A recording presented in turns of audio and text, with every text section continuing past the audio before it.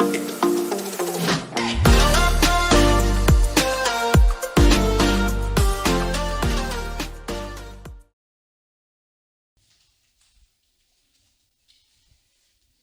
to pray. Pray in your heart. Don't be silent. You will sign this contract, sir. You don't need to worry. Don't blame God, because time is the best. Okay? 3 people will sign the paper. Your signature is there. Name of Jesus. Continue to pray. There's a certain ritual these people used to do. They bury like chicken. Sometimes they bury a tree. People come around. Naona watu wanazunguka shimo wamechimba, wanazika kama mti, saa ingine wanazika kama kuku. You know, this is something they used to practice. Yeah? My grandfather's place. Grandfather place. Yeah. Have you seen one? No, but I've been told the story.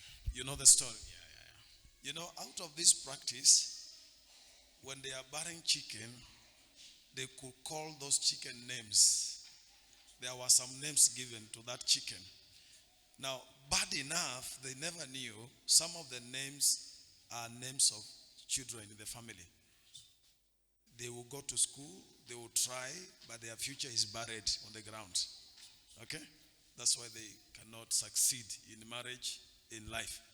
But I'm seeing Jesus there, anachimbua hizo makaburi zote. The name of Jesus. The name of Jesus. Be resurrected out of the grave. Your spirit, your name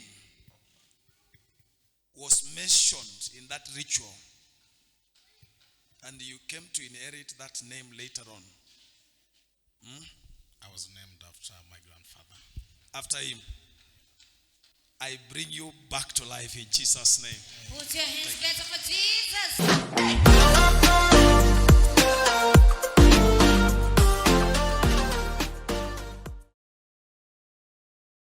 Out for prophecy confirmation.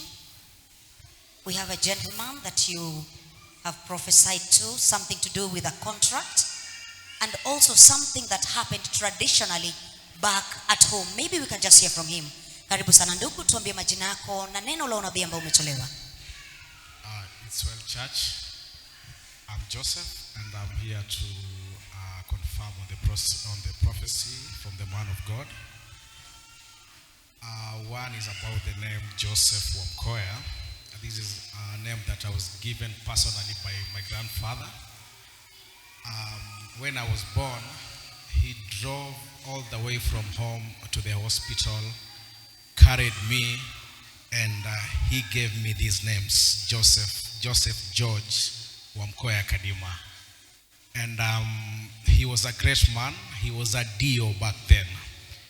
So out of that, and being a leader, they practiced a lot of witchcraft within our premise, and it's just a confirmation on what the man of God has said.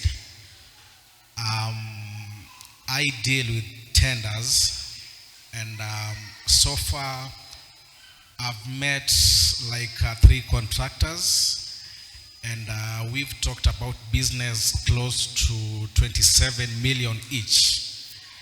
And